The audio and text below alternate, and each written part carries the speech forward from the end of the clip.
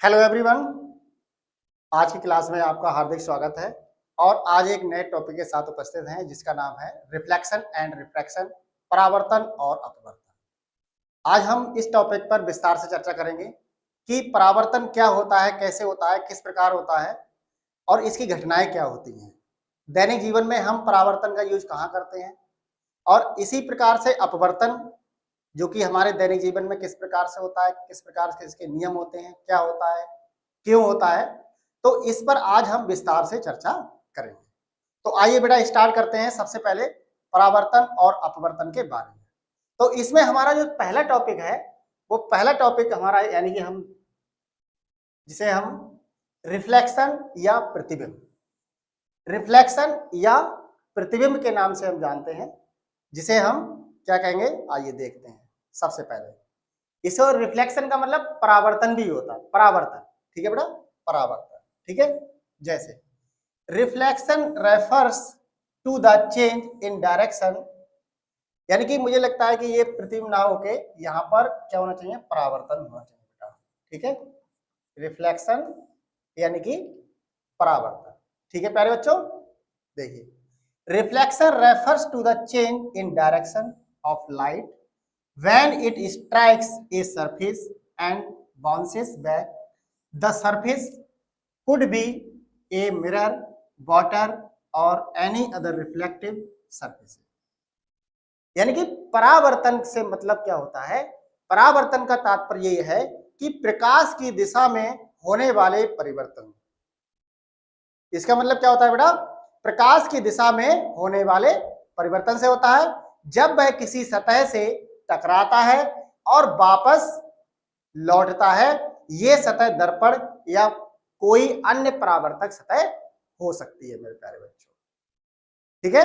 परावर्तन का मतलब क्या हुआ, यानी कि मान लीजिए ये कोई सतह दे रखी है इस तरीके से, अब कोई यहां से किरण आती है और ये टकराने के पश्चात उसी माध्यम में वापस चली जाती है, तो इस घटना को हम प्रकाश का परावर्तन या रिफ्लेक्शन कहते हैं, ठीक है। यानी कि ये क्या हुआ, किसी ये किरण आई और इसी किसी सतह से टकरा गई, ये हमारी परावर्तक सतह होती है, जो यानी कि ये लौट के आ रही है, पानी भी हो सकता है, दर्पण हो सकता है, इस तरीके से। अब ये टकराती है और टकराने के पश्चात ये वापस इसी माध्यम में वापस चली जाती है। यानी कि एक माध्यम ये हो गया हमारा और दूसरा ये हो गया। इसे जाना कहाँ था, इस तरीके से इसे सीधा निकलना था, लेकिन ये सीधा ना होके ये वापस उसी माध्यम में लौट जाती है, तो इसे हम क्या कहते हैं, परावर्तन कहते हैं, ठीक है प्यारे बच्चों। आइए आगे देखते हैं परावर्तन के नियम, लॉ ऑफ रिफ्लेक्शन, परावर्तन के नियम। परावर्तन के बेटा दो नियम होते हैं, ये आपने पढ़े भी होंगे। तो परावर्तन के जो दो नियम है, मेन दो नियम होते हैं जिसे हम परावर्तन के दो मुख्य नियम कहते हैं। पहला नियम क्या कहता है, the angle of incidence is equal to the angle of reflection, यानी एक लेंस द्वारा उत्पादित आवर्धन यानी कि एम, जो आवर्धन होता है उसे हम कैपिटल एम से प्रदर्शित करते हैं, निम्न प्रकार दिया जाता है, आपतन कोण परावर्तन कोण के बराबर होता है, ठीक है मेरे प्यारे बच्चों। यानी कि क्या है, आपतन कोण परावर्तन कोण के क्या होगा, बराबर होगा। क्या होगा बेटा, आपतन कोण परावर्तन कोण के बराबर हो जाता है बेटा प्यारे बच्चों, ठीक है बेटे। आइए आगे बात करते हैं। दूसरा, the angle at which light strikes the surface angle of incidence is equal to the angle at which it reflects off the surface angle of reflection.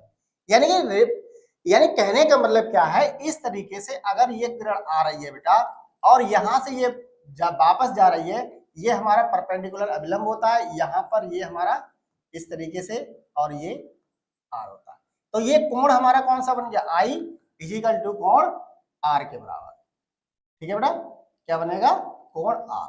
यानी कि जो हमारा आई है, आई हमारा क्या होता है, एंगल ऑफ इंसिडेंस, ये हमारा क्या हो गया, एंगल ऑफ इंसिडेंस, और एंगल ऑफ रिफ्लेक्शन ये आर होता है हमारा, एंगल ऑफ रिफ्लेक्शन कहलाता है। ये इंसिडेंट वेव होती है और ये रिफ्लेक्टेड वेव होती है बेटा, जिसे हम आपतित किरण और परावर्तित किरण के नाम से हम जानते हैं। ये आपतित किरण यानी आने वाली किरण और ये जाने वाली यानी कि परावर्तित किरण, ठीक है बेटा।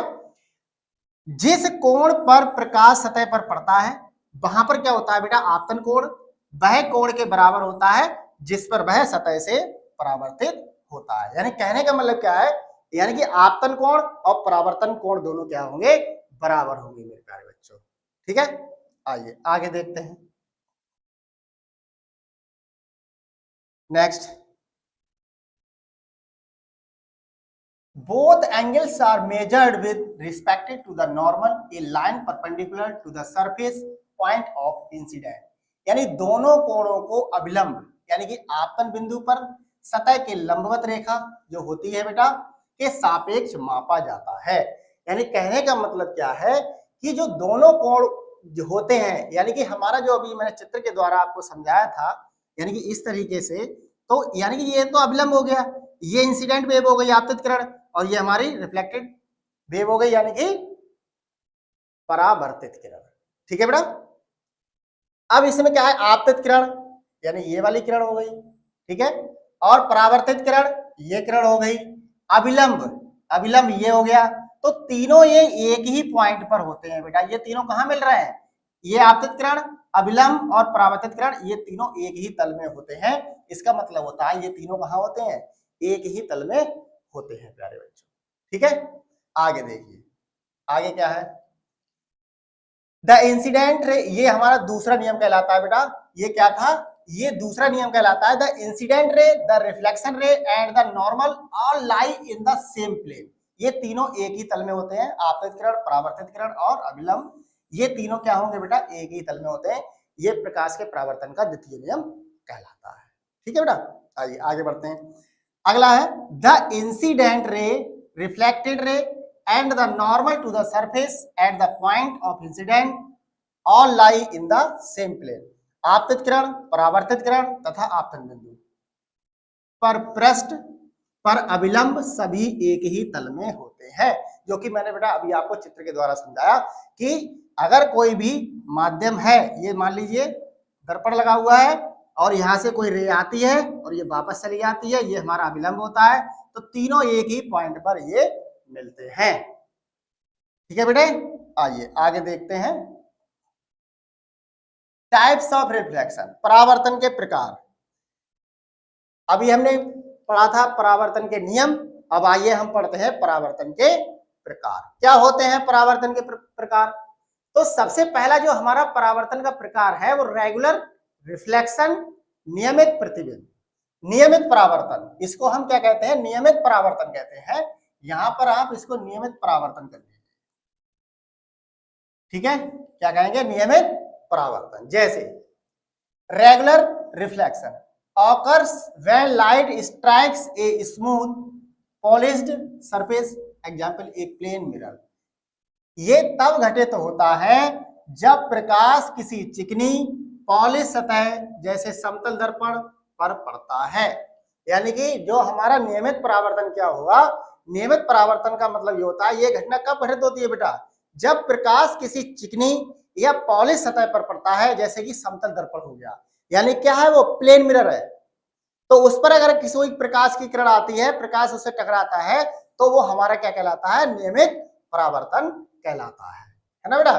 क्योंकि वो क्या होगा, नियम से वो वापस चला जाएगा, जैसे मान लीजिए यहां से आया और वो नियम से वापस चला गया, जो कि हमारे परावर्तन में ऐसा देखने को मिलता है।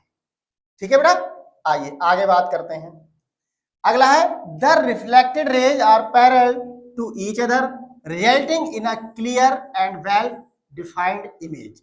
यानी कहने का मतलब क्या है, जो परावर्तित किरणें एक दूसरे के समांतर होती हैं, जिसके परिणाम स्वरूप एक स्पष्ट और अच्छी तरह से परिभाषित छवि बनाती है। यानी कहने का मतलब क्या है, जो परावर्तित किरणें हमारी होती हैं वो एक दूसरे के समानांतर होती हैं, जिसके परिणाम स्वरूप एक स्पष्ट और अच्छी से परिभाषित छवि को बना देती हैं, जो कि हमारा नियमित परावर्तन के अंतर्गत आता है। ठीक है, दूसरा हमारा होता है विसरित परावर्तन। अभी हमने पढ़ा क्या, नियमित परावर्तन, यानी कि जो परावर्तन के प्रकार का पहला नियम था, और दूसरा नियम क्या है हमारा, यानी परावर्तन का दूसरा प्रकार क्या है, दूसरा प्रकार है हमारा विसरित नियम, जिसे हम डिफ्यूज्ड रिफ्लेक्शन के नाम से जानते हैं, जिसे हम क्या कहते हैं, डिफ्यूज्ड रिफ्लेक्शन। क्या होता है ये, occurs when light strikes a rough और irregular surface। एग्जाम्पल पेपर हो गया, बॉल हो गई आपकी, ये सब क्या होते हैं? विसरित परावर्तन होते हैं। विसरित का मतलब क्या होता है? ये जब घटित होता है बेटा, जब प्रकाश किसी खुरदरी या अनियमित सतह से टकराता है, जैसे कि कागज हो गया, दीवार हो गई, ये पड़ता है तो ये क्या होते हैं? सब क्या होते हैं? ये खुरदरी सतह होती है। खुरदरी का मतलब इस तरीके से आप देख लीजिए कि मान लीजिए इस तरीके से ये किरण आती है यहां से, इसको यहां वापस जाना था लेकिन किसी कारणवश क्या हो गया? इस तरीके से ये उल्टा चलता चला जाता है। ठीक है, ये हमारी घटना क्या होती है? ये विसरित परावर्तन का नियम बनाती है बेटा, क्योंकि ये हमारी क्या है? ये खुरदरी सतह बनी हुई है। डिफ्यूज रिफ्लेक्शन होता है। क्या होता है बेटा? डिफ्यूज रिफ्लेक्शन, यानी खुरदरी सतह होती है, उबड़ खाबड़ जगह होती है, तो उसमें क्या होता है कि डिफ्यूज रिफ्लेक्शन उत्पन्न होता है, जिसे हम विसरित परावर्तन कहते हैं। जैसे कि कागज हो गया, कागज की एक ही सतह नहीं होती है, उथली पुथली जगह होती है।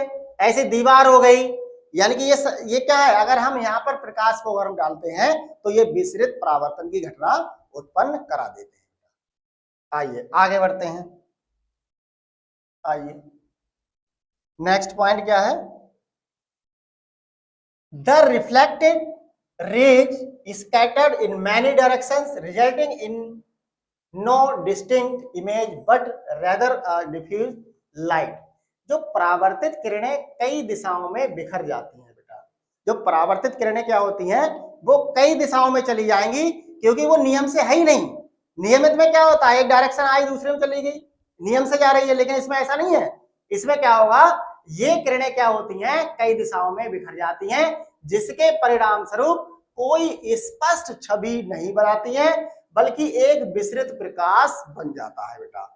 क्या होता है? एक विसरित प्रकाश। ठीक है बेटे, इसमें कोई भी छवि नहीं बनेगी, इसमें कोई भी इमेज नहीं बनती है ना बेटे। आइए आगे बात करते हैं। अब बात आती है application of reflection in medicine, यानी कि हम रिफ्लेक्शन को चिकित्सा के क्षेत्र में किस प्रकार से प्रयोग कर सकते हैं, उसका किस प्रकार से अनुप्रयोग कर सकते हैं।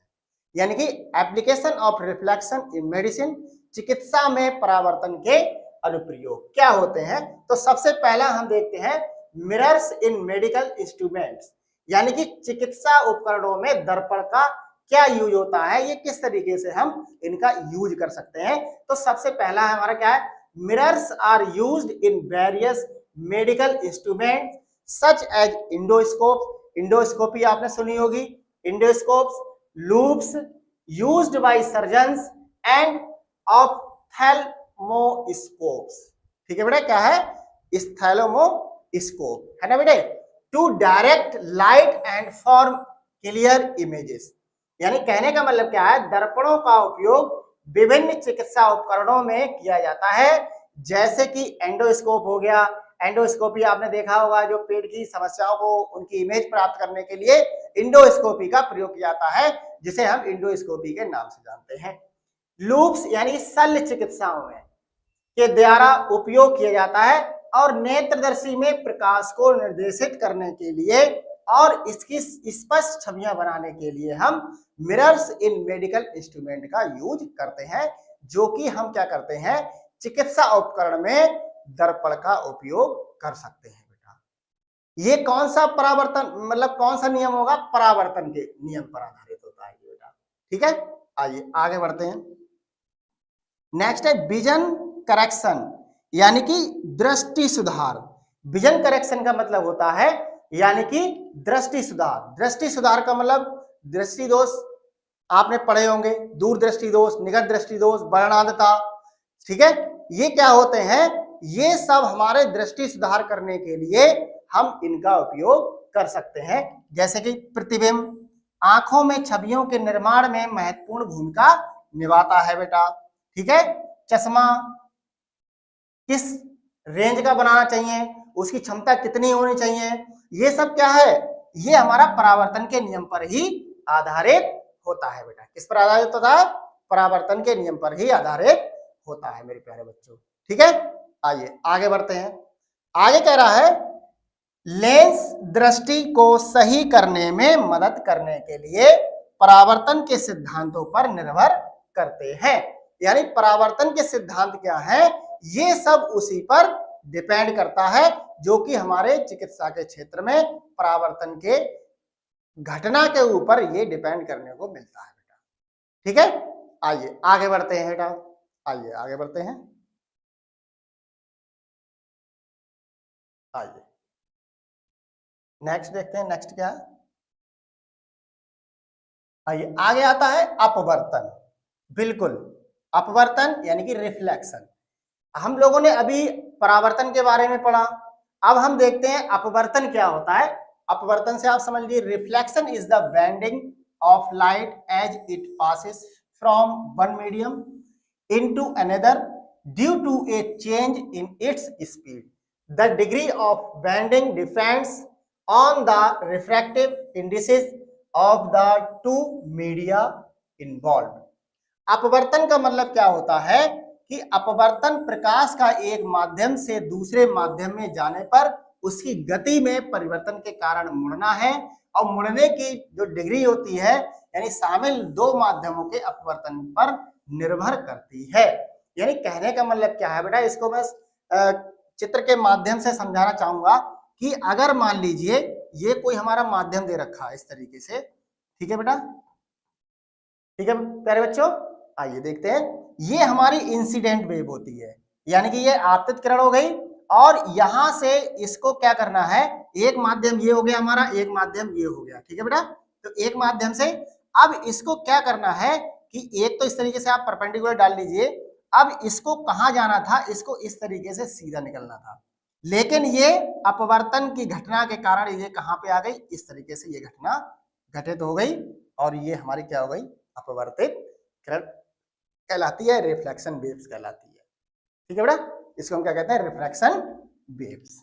ठीक है प्यारे बच्चों, अब ये क्या कहता है कि जो हमारा, यानी कि अब हम इसको क्या कह सकते हैं कि यानी कि अगर हम इसकी डेफिनेशन देना चाहें तो हम इसकी डेफिनेशन लिख सकते हैं, जब कोई प्रकाश की किरण एक माध्यम से दूसरे माध्यम में जाती है और ये किसी परावर्तक तल या दर्पण हो सकता है, समतल दर्पण होता है, टकराती है, और टकराने के पश्चात वो सीधी ना होकर वो थोड़ी सी मुड़ जाती है बेटा, तो इस घटना को हम अपवर्तन की घटना कहते हैं।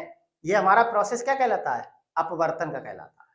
ठीक है प्यारे बच्चों, आइए आगे बढ़ते हैं। अब बात आती है लॉस ऑफ रिफ्लेक्शन, यानी कि जो अपवर्तन के नियम होते हैं, अपवर्तन के नियम क्या क्या होते हैं उसको आप देख लीजिए। पहला नियम क्या कहलाता है, अपवर्तन के दो नियम होते हैं बेटा, कितने नियम होते हैं, दो नियम, यानी कि अपवर्तन के कितने नियम होते हैं, दो नियम, और परावर्तन के भी दो नियम थे, और परावर्तन भी दो प्रकार का था, लेकिन अपवर्तन भी क्या है, दो प्रकार का ही है, इसके दो नियम होते हैं, प्रकार का नहीं, यानी कि इसके कितने नियम होते हैं, दो नियम। जो फर्स्ट लॉ हमारा होता है, जैसे हम कहते हैं स्नेल का नियम बेटा, क्या कहते हैं, जो अपवर्तन का पहला नियम होता है उसे हम कहते हैं स्नेल का नियम। स्नेल का नियम क्या कहता है, आइए देख लीजिए इसके बारे में। Law of Snell's, Snell's law देख लीजिए। This law relates the angle of incidence and the angle of refraction when light passes from one medium to another.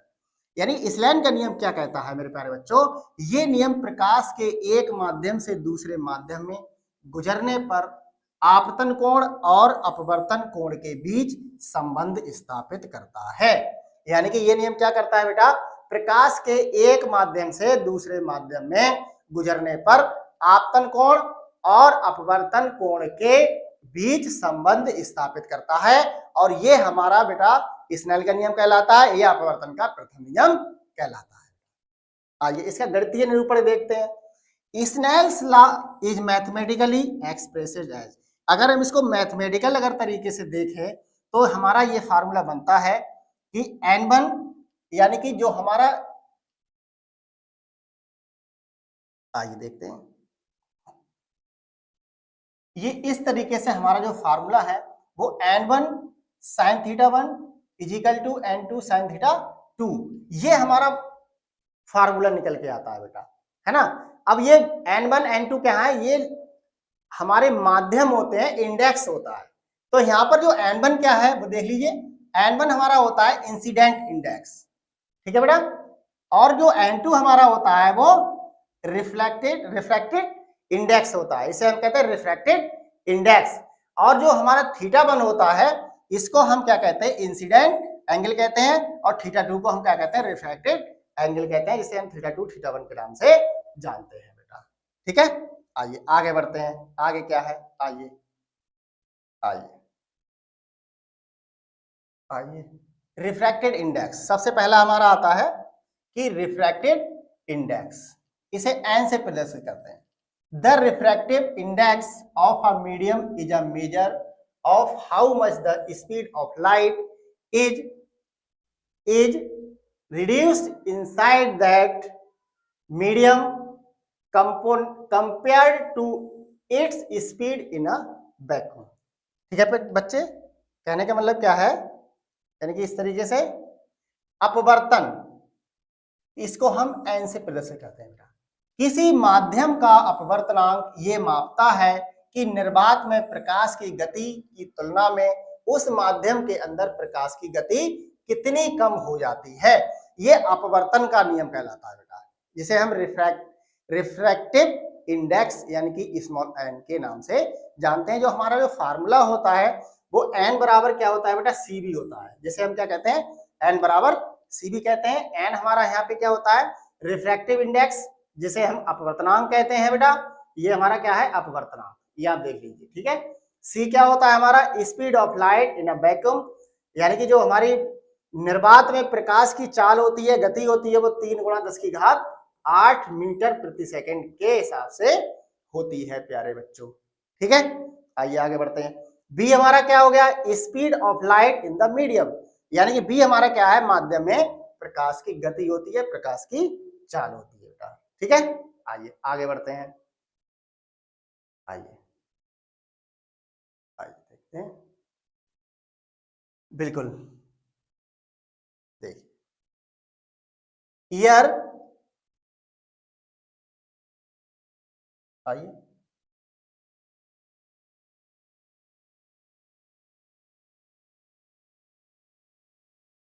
The refractive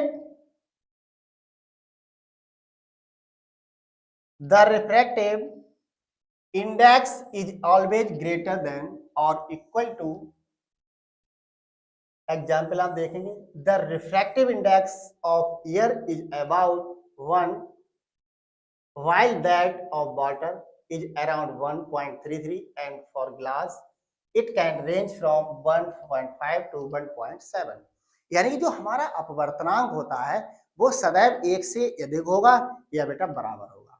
अपवर्तनांक की जो वैल्यू हमारी क्या होती है, वो 1 के बराबर भी हो सकती है या ज्यादा हो सकती है। जैसे कि हवा का जो अपवर्तनांक होता है वो बेटा 1 होता है, कितना होता है, अगर हम हवा का अपवर्तनांक की अगर हम बात करें तो वो 1 होता है, लेकिन जबकि अगर पानी के अपवर्तनांक की बात करें तो 1.33 होता है, जिसे 1.33 के नाम से भी जानते हैं।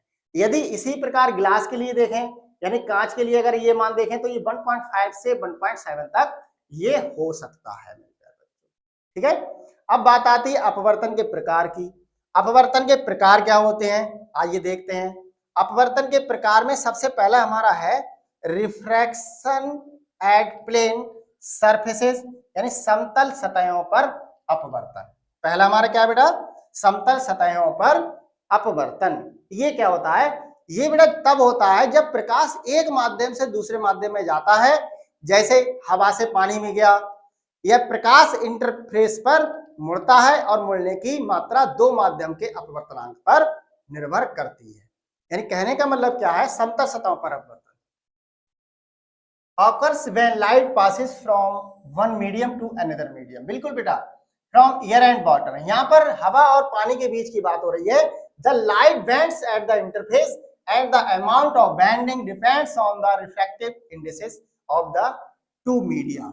यानी कि ये तब होता है बेटा जब प्रकाश एक माध्यम से दूसरे माध्यम में जाता है, जैसे कि हवा और पानी, प्रकाश इंटरफेस पर मुड़ता है और मुड़ने की मात्रा 2 माध्यम के अपवर्तनांक पर निर्भर करती है। यानी प्रकाश के मुड़ने के लिए 2 माध्यम की आवश्यकता होगी, है ना। अगर मात्रा मुड़ रहा है तो उसे दो माध्यम की आवश्यकता होगी। ठीक है ना। आइए आगे बात करते हैं रिफ्रैक्शन थ्रू लेंसेस, यानी कि इसका मतलब क्या है, लेंस के माध्यम से अपवर्तन। यानी lenses are optical devices that refract light to form images. There are two main types of lenses. यानी कहने का मतलब क्या है, जो लेंस होते हैं हमारे, वो लेंस ऑप्टिकल उपकरण होते हैं जो प्रकाश को अपवर्तित करके छवि बनाते हैं। और लेंस के हमेशा बेटा दो मुख्य प्रकार होते हैं। यानी लेंस ऑप्टिकल उपकरण होता है, यानी लेंस क्या है, ऑप्टिकल उपकरण है जो प्रकाश को अपवर्तित करके छवि बनाते हैं। और जो लेंस होते हैं हमारे बेटा वो दो प्रकार के होते हैं। सबसे पहला होता है कॉन्वेक्स लेंस और दूसरा हमारा होता है कॉनकेव लेंस, यानी कि उत्तल लेंस और अवतल लेंस। यानी लेंस हमारे कितने प्रकार के हो गए, दो प्रकार के, यानी कि उत्तल लेंस और अवतल लेंस, यानी कॉन्वेक्स लेंस यानी कि कॉनकेव लेंस। ये हमारे दो प्रकार के लेंस होते हैं। आइए बेटा अब इसके बारे में बात कर लेते हैं कि लेंस तो है, अब इनकी पहचान क्या होती है, जिसे हम अगर पहचाने कि ये किस टाइप से होता है। तो कॉन्वेक्स लेंस में क्या होता है, इसको बेटा हम कहते हैं कन्वर्जिंग लेंस भी कहते हैं। These lenses cause parallel light CH to rays to converge at a focal point. यानी जो उत्तल लेंस हमारा होता है बेटा, इसको हम अभिसारी लेंस के नाम से जानते हैं। ये मोस्ट इंपोर्टेंट लगा लीजिए कि उत्तल लेंस होता है हमारा, वो क्या होता है, अभिसारी लेंस के नाम से भी जाना जाता है। और ये लेंस बेटा क्या होता है, समांतर प्रकाश किरणों को एक फोकल बिंदु पर अभिसारित कर देता है। बेटा क्या करता है, एक बिंदु पर सिकोड़ देता है ना बेटा। आइए आगे बात करते हैं कॉनकेव लेंस। कॉनकेव लेंस का मतलब होता है डाइवर्जिंग लेंस, इसको कहते हैं। These lenses cause parallel light rays to diverge.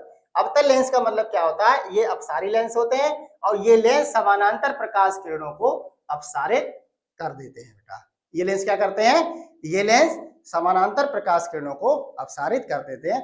अगर उत्तल लेंस की अगर मैं संरचना की बात करूं तो हमारा जो उत्तल लेंस होगा बेटा वो इस तरीके से आप देख लीजिए, ये हमारा उत्तल लेंस कहलाता है। बेटा ये क्या कहलाता है, उत्तल लेंस। मैंने ये संरचना बनाने की प्रयास किया है, आप देख लीजिए इस तरीके से ही हमारा होता है। यानी कहने का मतलब क्या है, जो यानी कि इस तरीके से, ठीक है बेटे, यानी कि जो क्या है, जो किनारों पर क्या है, ये पतला होता है। उत्तल लेंस की पहचान क्या होती है, किनारों पर पतला है। बेटा देख लीजिए यहाँ पे भी पतला है, यहाँ पे भी पतला है और ये बीच में कैसा है, ये मोटा हो गया। तो इसको हम क्या कहेंगे, उत्तल लेंस कहते हैं। बेटा क्या कहते हैं, उत्तल लेंस। इसे हम कॉनकेव लेंस यानी कि सॉरी कॉनकेव नहीं, कॉन्वेक्स लेंस कहते हैं। उत्तल लेंस को किस नाम से जानते हैं, कॉन्वेक्स लेंस के। इसको हम कन्वर्जिंग लेंस भी कहते हैं। अब आती है कॉनकेव की बात, यानी कि अवतल लेंस। अवतल लेंस क्या होता है बेटा, देख लीजिए इस तरीके से ये संरचना हो गई। ठीक है बेटा, ये हमारा क्या कहलाता है, अवतल लेंस। अवतल लेंस क्या है, आप देख लीजिए किनारों पर क्या है, चौड़ा है, मोटा कह सकते हैं, और बीच में कैसा है, पतला है। ठीक है बेटे, ये देख लीजिए किनारों पे क्या है, मोटा या चौड़ा होता है। इसको हम क्या कहते हैं, अवतल लेंस कहते हैं या कॉनकेव लेंस कहते हैं। ठीक है मेरे प्यारे बच्चों, आइए बेटा बात करते हैं application of refraction in medicine, यानी कि चिकित्सा में अपवर्तन के अनुप्रयोग क्या हो सकते हैं, कि जो एप्लीकेशन है रिफ्रैक्शन इन मेडिसिन में किस तरीके से हम चिकित्सा में अपवर्तन के अनुप्रयोग को हम कर सकते हैं। आइए बेटा सबसे पहले देखते हैं ऑप्टिकल इंस्ट्रूमेंट। ऑप्टिकल इंस्ट्रूमेंट का मतलब क्या होता है, कि इंस्ट्रूमेंट यानी कि ऑप्टिकल उपकरण। The principle of refraction is applied in glasses, contact lenses and microscope to correct vision or magnify objects for examination. The lenses bend light to form images on the retina or at a desired location. यानी कि कहने का मतलब क्या है, जो optical उपकरण होते हैं वो अपवर्तन के सिद्धांत का जो उपयोग होता है वो हम चश्मे में, कॉन्टैक्ट लेंस में और माइक्रोस्कोप में कर सकते हैं, जिससे हम क्या करते हैं बेटा, दृष्टि को सही करते हैं, या हम दृष्टि की जांच के लिए, वस्तुओं को बड़ा करने के लिए भी इसका उपयोग हम कर सकते हैं। यानी कि लेंस प्रकाश को मोड़कर जो हमारी रेटिना होती है वहां पर एक वांछित स्थान पर छवि को बना देते हैं। ये हम ऑप्टिकल उपकरण का उपयोग हम कर सकते हैं। ठीक है बेटा। अब बात आती है एंडोस्कोपी एंड लाइट गाइडेंस की। इसका मतलब क्या होता है एंडोस्कोपी एंड लाइट गाइडेंस, यानी कि हम किस तरीके से इसका हम यूज कर सकते हैं। Endoscopy use optical fibers that rely on the principle of total internal reflection and refraction to guide light into the body and illuminate internal organs. This allows for non-invasive examination of internal organs. यानी कि कहने का मतलब क्या है, endoscopy और light guidance ये बेटा क्या होते हैं, इंडोस्कोप ऑप्टिकल फाइबर का उपयोग करते हैं बेटा। जो इंडोस्कोप ऑप्टिकल होते हैं उसमें हम फाइबर का उपयोग करते हैं जो शरीर में प्रकाश को निर्देशित करने के लिए और आंतरिक अंगों को रोशन करने के लिए कुल आंतरिक प्रतिबिंब और अपवर्तन के सिद्धांत पर निर्भर करते हैं, और ये आंतरिक अंगों की गैर आक्रामक जांच की अनुमति देता है। यानी कहने का मतलब क्या है बेटा, जो इंडोस्कोपी क्या है, इसके द्वारा हम क्या करते हैं, शरीर के अंगों की जांच करते हैं, और इस जांच के द्वारा हम क्या करते हैं कि उनके लिए जो हमारे शरीर में अगर किसी भी पार्ट में कमी होती है वो इंडोस्कोपी के द्वारा आंतरिक भाग की जांच कर ली जाती है, जो कि हमें एक इमेज के रूप में प्राप्त हो जाती है। ठीक है, आइए आगे बढ़ते हैं। अगला हमारा आता है इमेजिंग टेक्निक्स। अगला क्या है बेटा, आइए देखते हैं। आइए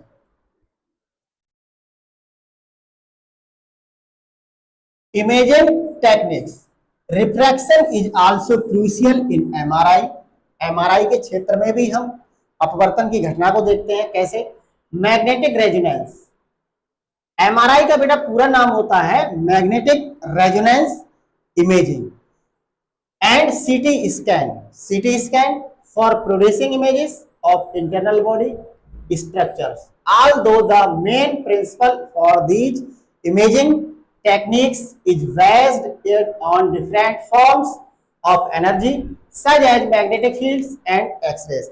इमेजिंग तकनीक का मतलब क्या होता है, आंतरिक शारीरिक संरचनाओं के चित्र बनाने के लिए एमआरआई, मैग्नेटिक रेजोनेंस या इमेजिंग और सीटी स्कैन में भी अपवर्तन के नियम का महत्वपूर्ण होता है बेटा।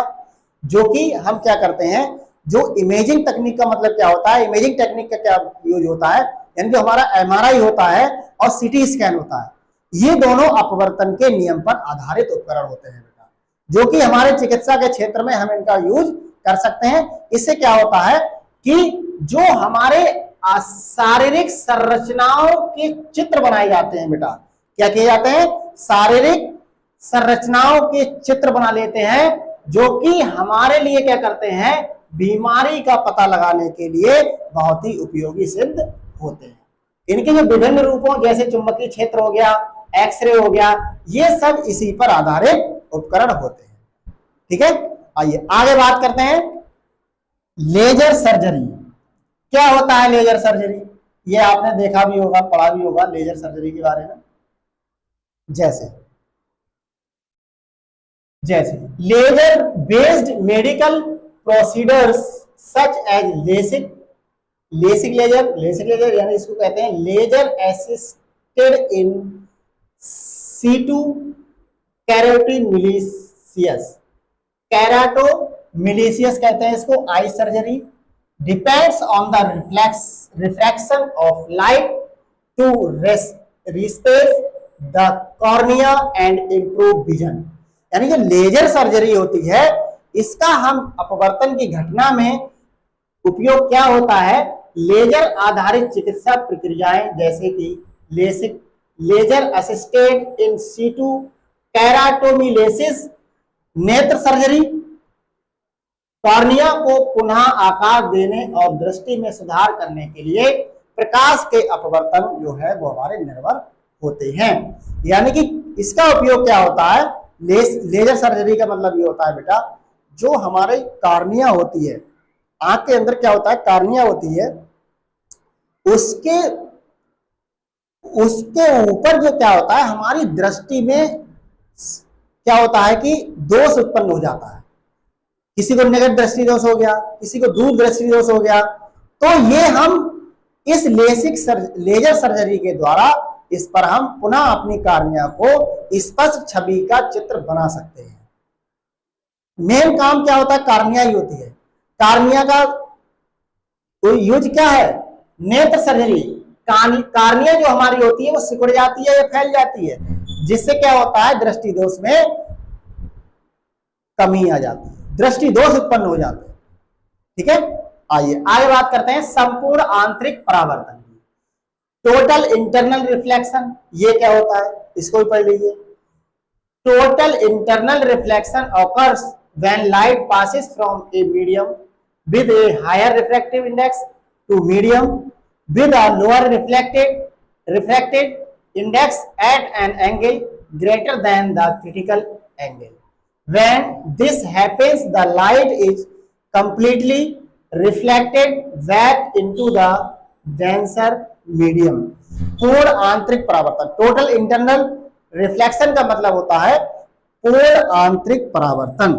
पूर्ण आंतरिक परावर्तन का मतलब क्या होता है, पूर्ण आंतरिक परावर्तन तब होता है बेटा जब प्रकाश उच्च अपवर्तनांक वाले माध्यम से कम अपवर्तनांक वाले माध्यम में क्रांतिक कोण से अधिक कोण पर गुजरता है। जब ऐसा होता है तो प्रकाश पूरी तरह से सघन माध्यम में वापस परावर्तित हो जाता है। यानी कहने का मतलब क्या है, जब पूर्ण आंतरिक परावर्तन क्या होगा, जब प्रकाश उच्च अपवर्तनांक वाले माध्यम से कम अपवर्तनांक वाले माध्यम में क्रांतिक कोण से अधिक कोण पर गुजरता है। जब ऐसा होता है तो प्रकाश पूरी तरह से सघन माध्यम में वापस परावर्तित हो जाता है। ये हमारा पूर्ण संपूर्ण या पूर्ण आंतरिक परावर्तन हो गया। आइए आगे बात करते हैं। The critical angle C is given by, क्रांतिक कोण निम्न प्रकार दिया गया है। क्रांतिक कोण का फार्मूला आप देख लीजिए। क्रांतिक कोण का जो फार्मूला है, क्रांतिक कोण को हम बेटा सी से प्रदर्शित करते हैं। क्रांतिक कोण यानी कि देख लीजिए theta C is equal to sine inverse, sine inverse, इसको ये इनवर्स का निशान होता है बेटा, इसको हम पढ़ते हैं sign inverse n2 upon n1। ठीक है बेटा, इसको हम क्या पढ़ेंगे, theta C is equal to sine inverse n2 upon n1। अब यहां पर n बाय n2 क्या है वो आप देख लीजिए। Where n1 n2 are the refractive indices of the two media, यानी कि जो n1 n2 है दो माध्यम के अपवर्तनांक होते हैं। यानी कोई भी दो अपवर्तनांक हैं, यानी कि इनको हम n1 n2 से प्रदर्शित कर रहे हैं, और ये क्या है, ये माध्यम के अपवर्तनांक कहलाते हैं। क्या कहलाते हैं, माध्यम के अपवर्तनांक। ठीक है बेटा, आइए आगे बात करते हैं चिकित्सा में अनुप्रयोग। इनका चिकित्सा में प्रयोग क्या होता है वो भी देख लीजिए। जैसे application in medicine optical fibres, the total internal reflections is used in optical fibre which are widely used in medical devices like endoscopies for transmitting light into the body। जो ऑप्टिकल फाइबर होते हैं बेटा वो पूर्ण आंतरिक परावर्तन का उपयोग ऑप्टिकल फाइबर में किया जाता है, जिसका उपयोग शरीर में, इसका उपयोग हम कहां कर सकते हैं बेटा, शरीर में प्रकाश संचारित करने के लिए इंडोस्कोप जैसे चिकित्सा उपकरणों में व्यापक रूप से किया जाता है। इसमें भी पूर्ण आंतरिक परावर्तन की घटना कहां होती है, इंडोस्कोप में होती है। इंडोस्कोप बहुत चिकित्सा के क्षेत्र में बहुत ही उपयोगी उपकरण माना जाता है, बहुत इंपॉर्टेंस है इंडोस्कोप की। जैसे इंडोस्कोपी या इंडोस्कोप बात एक ही होती है बेटा, है ना। ठीक है, आगे देखिए। फाइबर ऑप्टिक कम्युनिकेशन में, यानी फाइबर ऑप्टिक संचार में क्या यूज है इसका, medical monitoring systems often use fibre optics cables to transmit signals, heart rate monitors और टेम्परेचर सेंसर्स। यानी चिकित्सा निगरानी प्रणालियां अक्सर संकेतों को प्रेषित करने के लिए फाइबर ऑप्टिक केबल का उपयोग करती हैं। उदाहरण के लिए हृदय गति मॉनिटर या तापमान सेंसर। यानी कि हम इसका उपयोग कहां कर सकते हैं, फाइबर ऑप्टिक्स कम्युनिकेशन का, यानी कि इसका उपयोग हम कहां कर सकते हैं कि हृदय की गति का मॉनिटर यानी हृदय की गति का मापन करने के लिए, मॉनिटर का मतलब मापन के लिए, या तापमान सेंसर के लिए। ठीक है बेटा, आइए आगे बढ़ते हैं। आइए, एग्जाम्पल ऑफ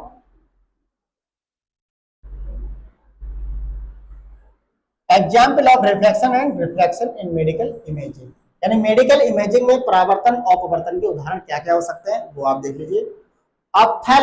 ऑप्थेल्मोस्कोप क्या होता है? A medical instrument used by ophthalmologist to examine the retina. It uses reflection to focus light on into the retina and create clear images for examination। Ophthalmoscope क्या होता है? ऑप्थेल्मोस्कोप का मतलब होता है नेत्र रोग विशेषज्ञों द्वारा रेटिना की जांच करने के लिए इसका उपयोग किया जाता है बेटा। और ये एक चिकित्सा उपकरण होता है और यह रेटिना पर प्रकाश को केंद्रित करने और जांच के लिए स्पष्ट छवि बनाने के लिए परावर्तन का उपयोग करते हैं, जो कि हमारा ऑप्थेल्मोस्कोप पर आधारित होता है। आगे आता है स्लिट लैम्प। स्लिट लैम्प में देख लीजिए, स्लिट लैम्प का मतलब ये सब क्या है? ये परावर्तन और अपवर्तन के उदाहरण होते हैं। पहला हमारा ऑप्थेल्मोस्कोप हो गया, फिर स्लिट लैम्प हो गया। स्लिट लैम्प कैसे होगा? आंखों की जांच में इस्तेमाल किया जाता है बेटा। ये खास तौर पर आंख के सामने के हिस्से जैसे कार्निया, आइरिस, लेंस हो गए को देखने के लिए, ये विस्तृत निरीक्षण के लिए, आंख को बड़ा करने और रोशन करने के लिए परावर्तन और अपवर्तन के सिद्धांत का उपयोग किया जाता है। ठीक है बेटा, आइए आगे बढ़ते हैं। आगे है एक्सरे इमेजिंग। एक्सरे इमेजिंग क्या होता है इसको भी आप देख लीजिए। आइए देखते हैं एक्सरे इमेजिंग। एक्सरे इमेजिंग क्या मतलब क्या है? देखिए एक्सरे इमेजिंग, आइए एक्सरे इमेजिंग, आइए। While X-rays primarily involve the absorption and transmission of X-ray radiation, the principles of reflection and refraction also play a role in the design of X-ray tubes and the interaction of X-rays with materials in medical imaging system। X ray का उपयोग आप जानते हैं किस तरीके से होता है, जबकि एक्सरे में मुख्य रूप से एक्सरे विकिरण का अवशोषण और संचारण शामिल होता है मेरे प्यारे बच्चों। और परावर्तन और अपवर्तन के सिद्धांत भी एक्सरे ट्यूबों के डिजाइन और चिकित्सा इमेजिंग प्रणालियों में सामग्रियों के साथ एक्सरे का परस्पर क्रिया में भूमिका निभाते हैं। यानी कि परावर्तन जो अपवर्तन की घटना होती है बेटा एक्सरे इमेज बनाने में भी प्रयोग की जाती है। क्योंकि आपने देखा होगा जो हमारा एक्सरे क्यों होता है, क्योंकि हमारे हड्डियों में फ्रैक्चर हो जाता है, तो मेनली उसी का यूज करते हैं। ठीक है बेटा, आइए अब यहाँ पर एक सारांश तालिका दी गई है और इस सारांश तालिका के माध्यम से हम परावर्तन और अपवर्तन में जो प्रमुख धारणाएं हैं वो क्या हुई थी उसके बारे में आइए चर्चा करते हैं। आइए देखते हैं एक सारांश टेबल यानी समरी टेबल जिसे कहते हैं। आइए देखते हैं। सबसे पहला रिफ्लेक्शन यानी कि प्रतिबिंब, यानी कि इसको हम परावर्तन भी कहते हैं। रिफ्लेक्शन, परावर्तन, ठीक है, रिफ्लेक्शन यानी कि परावर्तन। आइए देखते हैं। The bouncing off light of a surface, किसी सतह से क्या होता है, ये किसी सतह से प्रकाश का क्या होगा बेटा यहाँ पे परावर्तित होना। किसी सतह से अगर प्रकाश परावर्तित होता है तो ये हमारा रिफ्लेक्शन कहलाता है। ठीक है प्यारे बच्चों, आइए इसका उपयोग हम कहाँ कर सकते हैं? Used in mirror in medical instruments like endoscopy, loops and ophthalmoscope. यानी कि जो हमारा रिफ्लेक्शन कहाँ का होता है वो इंडोस्कोप में हो जाता है बेटा, और किसमें होता है? लूप्स में और ऑप्थेल्मोस्कोप जैसे चिकित्सा उपकरणों में, दर्पणों में इसका उपयोग किया जाता है। अब आइए बात करते हैं लॉज। अब बात किसकी करते हैं बेटा? लॉज ऑफ रिफ्लेक्शन क्या होते हैं देख लीजिए। जैसे परावर्तन के नियम, पहला नियम क्या है? Angle of incidence is equal to angle of reflection और rays lies in same plane. यानी जो परावर्तन का जो नियम है वो पहला नियम क्या कहता है? जो एंगल ऑफ इंसिडेंस और एंगल ऑफ रिफ्लेक्शन यानी परावर्तन कोण और आपतन कोण दोनों ही एक ही तल में होते हैं। यह आपतन कोण और परावर्तन कोण के बराबर होता है और सभी किरणें एक ही तल में होती हैं। आपतित किरण और परावर्तित किरण और अभिलंब तीनों एक ही तल में होते हैं। ये हमारे परावर्तन के नियम कहलाते हैं। और इसमें देख लीजिए, understanding how light behaves when interacting with surface of imaging. ये समझना कि इमेजिंग के लिए सतहों के साथ अंतःक्रिया करते समय प्रकाश किस व्यवहार से करता है। ये बेटा इसका आप इस तरीके से आप इसको समझ सकते हैं। आइए आगे देखते हैं रिफ्रैक्शन। रिफ्रैक्शन का मतलब क्या होता है? Bending of light as it passes from one medium to another. यानी कि कहने का मतलब क्या है कि जो हमारा अपवर्तन होता है वो किस तरीके से होता है उसको भी जानना है। अपवर्तन, अपवर्तन क्या है, क्या होता है अपवर्तन? देखिए, अपवर्तन में हम देख रहे हैं जो अपवर्तन की घटना होती है वो किस तरीके से होती है। आइए देखते हैं। एक माध्यम से दूसरे माध्यम में जाते समय प्रकाश का मुड़ना। एक माध्यम से अगर दूसरे माध्यम में प्रकाश जा रहा है तो वो मुड़ जाएगा। ये घटना हमारी अपवर्तन कहलाती है। अब इसका यूज देख लीजिए, दृष्टि सुधार के लिए चश्मा, कॉन्टेक्ट लेंस और ऑप्टिकल उपकरणों में इसका उपयोग हम कर सकते हैं। अब इसका पहला नियम क्या है? स्नेल का नियम। स्नेल का नियम क्या कहता है? Describes the relationship between the angles of incident and refraction. आपतन कोण और अपवर्तन, आपतन और अपवर्तन कोण के बीच संबंध का वर्णन करता है। यानी कि इसका यूज क्या करेंगे? चिकित्सा, इमेजिंग में और ऑप्टिकल उपकरणों में प्रकाश व्यवहार को समझने के लिए हम स्नेल के नियम का उपयोग करते हैं। ठीक है। दूसरा है, अगला देख लीजिए, टोटल इंटरनल रिफ्लेक्शन, संपूर्ण आंतरिक परावर्तन। Light is completely reflected within the medium. प्रकाश किसी माध्यम के भीतर पूर्णतः परावर्तित होता है। मेरे प्यारे बच्चों, इसका यूज इन कहाँ करते हैं? ऑप्टिकल फाइबर में करते हैं, इंडोस्कोप में कहते हैं, फाइबर ऑप्टिक कम्युनिकेशन में करते हैं बेटा। ये सब मेडिकल इक्विपमेंट में हम संपूर्ण आंतरिक परावर्तन का यूज कर सकते हैं। ठीक है, आइए आगे बढ़ते हैं। आइए बेटा, अब बात करते हैं क्रिटिकल एंगल। क्या होता है क्रिटिकल एंगल? इसके बारे में देख लीजिए। Critical angle, the angle above which total internal reflection occurs. वह कोण जिसके ऊपर पूर्ण आंतरिक परावर्तन होता है बेटा, उसे हम क्रिटिकल एंगल कहते हैं। इसका यूजेस देख लीजिए। Important in the design of fibre optic devices in medical technology. चिकित्सा प्रौद्योगिकी में फाइबर ऑप्टिक उपकरणों के डिजाइन में महत्वपूर्ण उपयोग होता है, जो कि एक क्रिटिकल एंगल की घटना घटित हो जाती है। ठीक है, आइए आगे बढ़ते हैं। आइए निष्कर्ष। निष्कर्ष में हम देखते हैं कि हम लोगों ने अभी तक ये पढ़ा, तो इसका निष्कर्ष क्या निकल के आता है उसके बारे में विस्तार से चर्चा कर लीजिए कि understanding reflection and refractions is vital for nursing students as these principles are applied in various medical technologies from vision correction to imaging devices like endoscopes and X-ray machines. Mastery of these concepts will help you grasp how light behaves in medical devices, improving your ability to understand and utilize medical technology in clinical practice. यानी कि nursing छात्रों के लिए जो परावर्तन और अपवर्तन की घटना होती है, इसको बेटा समझना बहुत ही इंपॉर्टेंट माना जाता है, क्योंकि इन सिद्धांतों को हम विभिन्न प्रौद्योगिकियों में लागू कर सकते हैं, जैसे कि हमारा दृष्टि सुधार से लेकर इंडोस्कोपी तक और एक्सरे मशीनों तक। जैसे इमेज बनाने के लिए इन उपकरणों का प्रयोग करते हैं, और इन अवधारणाओं में महारत हासिल करने से आपको यह समझने में मदद मिलती है कि चिकित्सा उपकरणों में प्रकाश कैसे व्यवहार करता है। बेटा क्या व्यवहार करता है, कि किस तरीके से यह व्यवहार करता है, और जिससे नैदानिक अभ्यास में चिकित्सा प्रौद्योगिकी को समझने और उसका उपयोग करने की आपकी क्षमता में सुधार आ जाता है। मेरे प्यारे बच्चों, है ना बेटा? यानी कहने का मतलब क्या है कि अगर आप नर्सिंग के क्षेत्र में अगर हम परावर्तन अपवर्तन के नियमों का यूज कर रहे हैं, उनके प्रकार का वर्णन कर रहे हैं और उनके नियम को हम जान रहे हैं, तो हमें यह समझना बहुत ही ज्यादा जरूरी है कि इनके सिद्धांत है वो चिकित्सा प्रौद्योगिकी में किस तरीके से यूज किया जाए।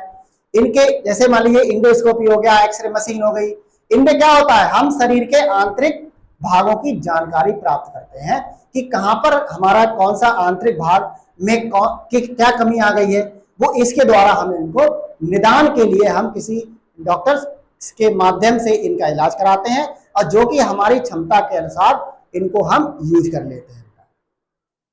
आज के टॉपिक में हमने आपको ये यानी कि परावर्तन और अपवर्तन, रिफ्लेक्शन एंड रिफ्रैक्शन की घटना हम किस प्रकार से नर्सिंग के क्षेत्र में यूज कर सकते हैं, आज के बारे में हमने इस टॉपिक में जाना। और आगे इसी तरीके से नेक्स्ट टॉपिक के साथ हम फिर मिलेंगे। और आज के टॉपिक में यहीं तक, और आगे नेक्स्ट टॉपिक के साथ फिर उपस्थित होंगे। तब तक के लिए जय हिंद, जय भारत।